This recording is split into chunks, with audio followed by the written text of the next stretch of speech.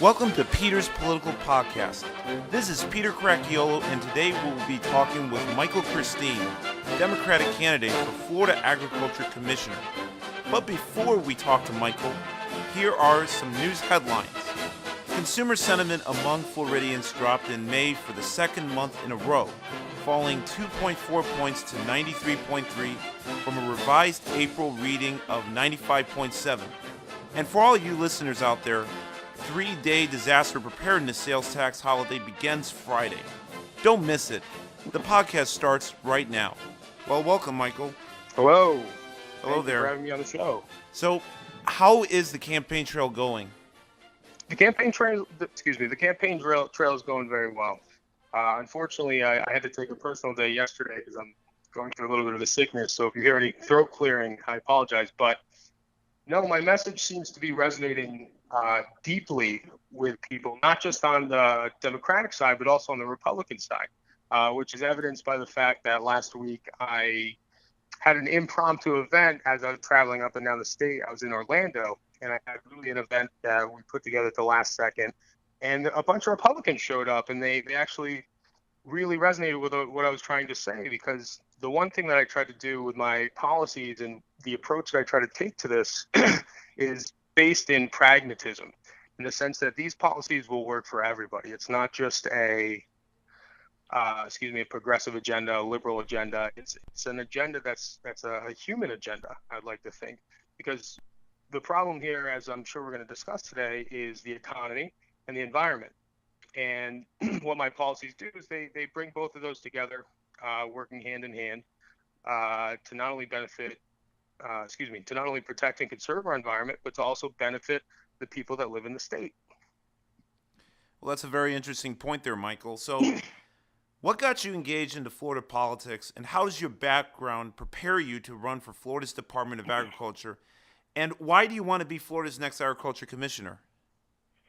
So, what got me engaged in Florida politics stems back to me being 10 years old and getting the dream of actually one day becoming a politician. Because I always thought that second to being a billionaire philanthropist who can just throw around money, the best way to effectuate the most amount of change among the most amount of people in the shortest amount of time is through politics. So when I moved to Florida, I immediately took an interest, and that's actually why I put myself through undergraduate in New York with a political science degree, and I just finished law school here in Florida, because I feel like that is the correct path you need to take in order to have the sophistication necessary to actually be a politician. Because unless you understand the laws, you're gonna have a lot of trouble changing them.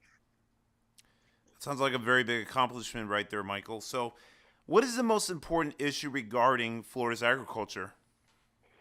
I think the biggest issue facing not only Florida agriculture but the entire state is decline. The key word here is decline. In the last 20 years, the value of the agricultural industry here in Florida has been virtually cut in half. Under our current commissioner, I keep looking at what he promised he was going to do, and then what he's actually done. And I don't see much of a change other than an increasing decline. I see farmers selling off their lands left and right to commercial developers because they don't see any viability in the field moving forward. And to me, that's a crime. That's a tragedy. I grew up in upstate New York, surrounded by farms, and my hometown is plagued by this as well, with commercial developers coming in. And basically, when I go home to visit my parents now, I barely even recognize it. So that's one of the things that we need to stop here in Florida. We need to get a handle on this development and basically give the farmers a more lucrative alternative. Show them that this craft that's been the backbone of Florida for the past 100 years is still viable, and not just viable, but sustainable. Very good point there, Michael. So, since Florida has made school nutrition a responsibility to the Department of Agriculture, what will you do to improve nutrition in the schools? Well, so what Mr. Putnam did with the Florida Farm to School program, I think is brilliant. I give him all the accolades in the world for that. What I do believe, though, is we need to expand on that program. We need to continue to drive it home because there's a lot of schools in Florida, obviously, that aren't participating in this program. There's a lot of children in Florida who are struggling to buy lunches. There's a lot of children in Florida who don't eat at all at school some days.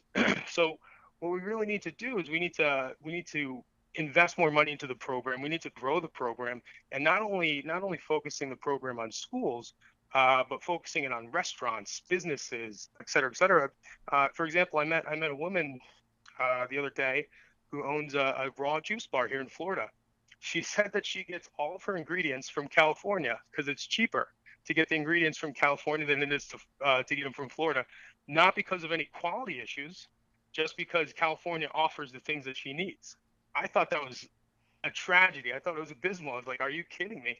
And these are the types of things that we can easily begin to circumvent and change and turn around as we change the agricultural industry as a whole. One of Florida's largest challenges is providing adequate labor to operate farms. How would you Mhm. propose meeting farmers' labor needs given today's immigration laws? So there's so many things, new technology that are coming out that can supplement all of this necessary farm labor. So some of the things that are coming out are things as like autonomous solar powered farming machines that don't require uh, a person in the field, that don't require a person literally boots on the ground in a sense working. It'll work around the clock by itself. This can help supplement so many of our worker needs, our laborer needs in the agricultural industry, because basically to cut overhead costs, you never have to continue to pay it. It's a one-time thing. And I think if the state government started offering incentives to Florida farms to explore these new technologies, to actually try to transition their farms and homesteads into 21st century farms, then that will help supplement a lot of these labor, a lot of this labor crisis that we currently see in the agricultural industry. So, pests and diseases can be a tremendous problem for Florida farmers. What programs would you implement to prevent these problems from spreading further into our crops? Well, first, I think we need to reanalyze our approach to pesticides. Uh, the amount of pesticides being used on our Florida crops and the types of pesticides being used are, in my opinion, very dangerous for our health. We have a pest problem, but there's lots of natural solutions that can actually be done to help reduce the use of pesticides, that can help reduce, or excuse me, that can help save the crops, and also new farming techniques that also allow us to do this, such as carbon farming. I don't know if you're familiar, but it's carbon farming is basically the practice of scientifically backed farming techniques that help take carbon out of the air and put it back into the soil. What this does is it acts in a sense as a natural pesticide. It acts in a sense as a natural soil enricher. So our crop yields would be higher. We'd be able to use less pesticides. We'd be able to allow people to have more food options, because I think right now one of the growing crises here in Florida, not just in Florida, but I guess in the country, is labeling and package labeling, GMOs, everything like that. Now, I personally have no problem with GMOs in the sense that I think they could save world hunger.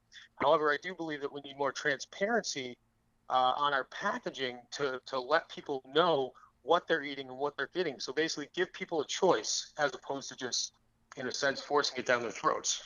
So, with 1,000 people a day moving to Florida, how do you propose assuring availability and quality of our water supply? So, what we really need to do in terms of water, directly with the 1,000 people a day moving to Florida, is we need to educate. We need to set up statewide programs that go around county to county, school to school, that educate people not only in the importance of water conservation, but in the importance of our water crisis in general. I live in Miami, and I remember I was talking to a gentleman the other day who didn't even have any idea that Florida was going through a water crisis. The fact that people don't know is a problem. And statistically, the statistics do show that once people begin to learn about the problem, as you saw in California, uh, solutions begin to pop up left and right, and that's 100% what we need, especially with all these people coming in day after day after day. They need to know what's going on here in Florida. Well, so the next question we have is citrus greening. It is a deadly disease threatening Florida's 9 billion citrus industry. So far, this bacterial disease has affected nearly half of Florida's citrus trees. How do you propose dealing with this catastrophic problem? Well, one of the ways that I plan on dealing with it is exploring, as I said, new solutions that have been popping up. So one solution in general has seen the broccoli plant. The broccoli has a gene that's resistant to the citrus greening disease, and apparently there's a few research institutes that have been having a lot of promise with this type of solution. But obviously, this is exploratory, so we'll see what happens. But in the meantime, I think to help alleviate the concerns from the citrus greening and provide that financial stability to our largest agricultural market is by introducing a new cash crop. I know we tried to introduce blueberries a few years back, and they've been doing well, but obviously not well enough to sustain an industry. So I've actually written a measure that'll legalize the production and distribution of cannabis, which includes industrial hemp, throughout the state of Florida. Now, how it's different from other uh, legalization amendments is it's specifically designed to benefit the agricultural industry by regulating it so only farmers can grow the crop. And as I said, that crop includes industrial hemp, which in the 1930s was $1 billion industry here in the United States and could easily be $1 trillion industry moving forward. But what this does is it basically gives the farmers of the state, the agricultural industry, a proven cash crop. It doesn't limit people outside of the agricultural industry either. People can still get jobs in manufacturing. They can get jobs in storage and transportation, security even.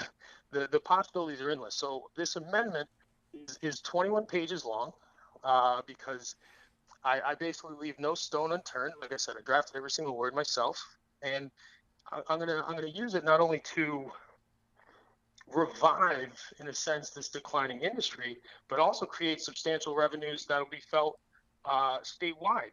So, what my amendment specifically does, and what I mean by that, is Section 14B, which is probably the section I'm most proud of, uh, already appropriates the excise tax from the taxing of the crop.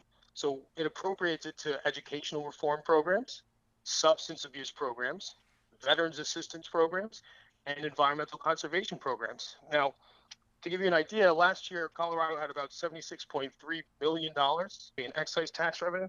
Could you imagine what those four programs here in the state of Florida could do with that type of money coming in year after year after year after year?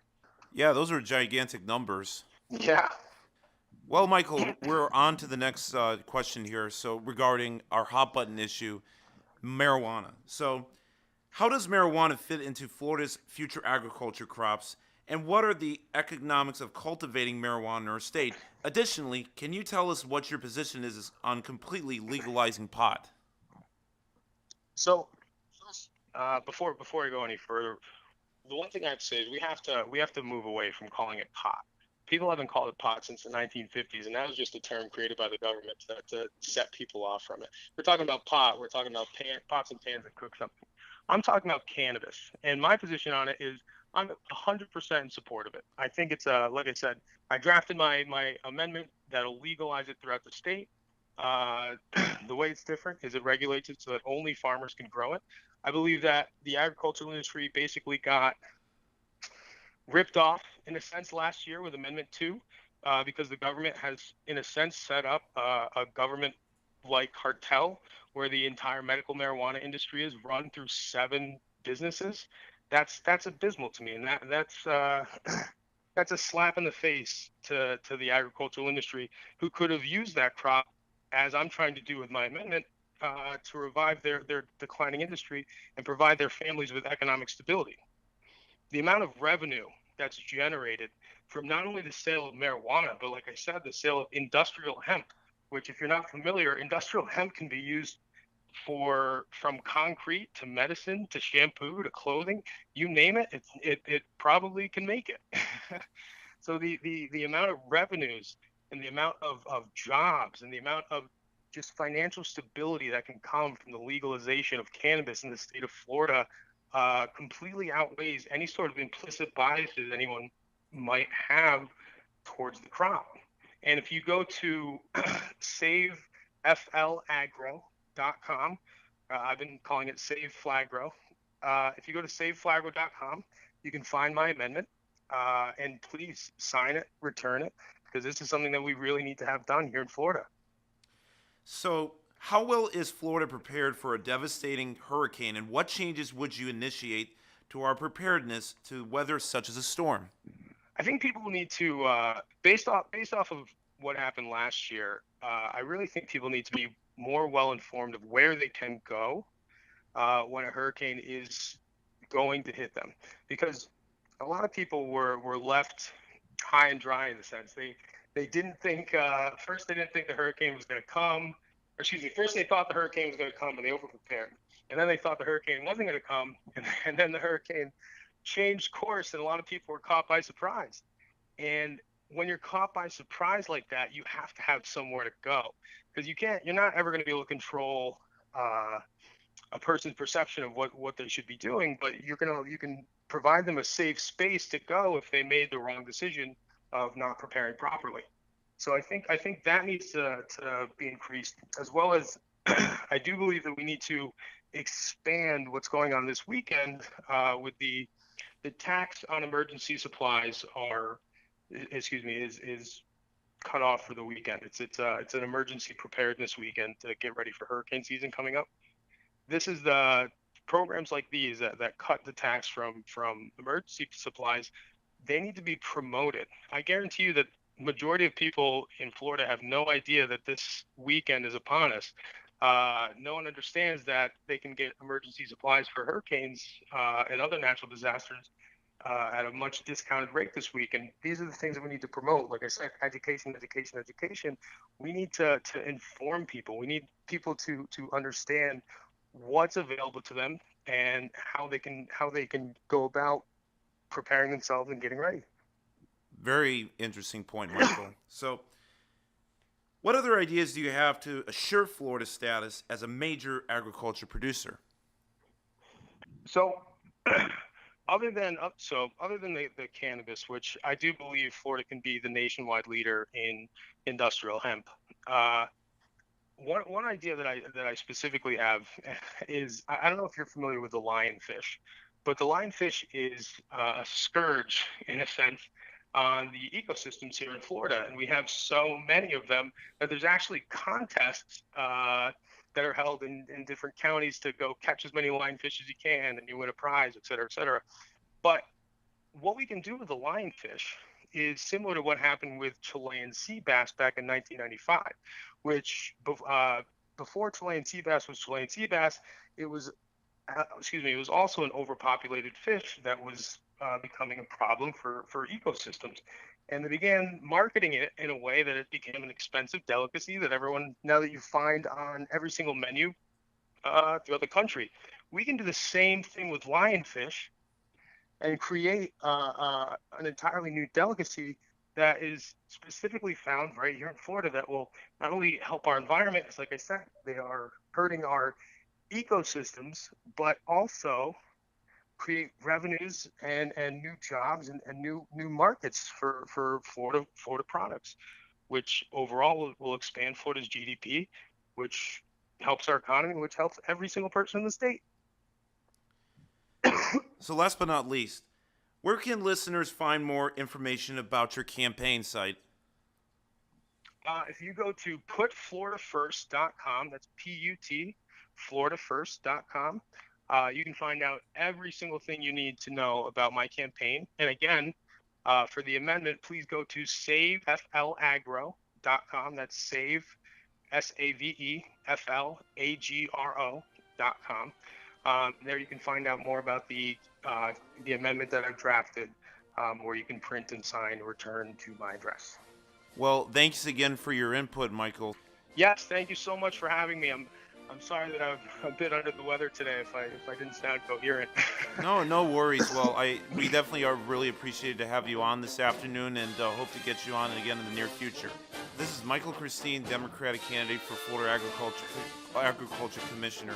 He'll be on the ballot next year on the Democratic side. He's right now currently unopposed, and he will most likely possibly be the nominee for the November election. So if anybody is interested in joining his campaign, just go to his website and do what you can to help him out. We hope you enjoyed this edition of Peter's Political Podcast. To become a sponsor, a guest, submit a topic, or ask a question about Peter's Political Podcast, please message Peter on his Facebook and the link provided in the description box below. Thanks for listening to Peter's Political Podcast.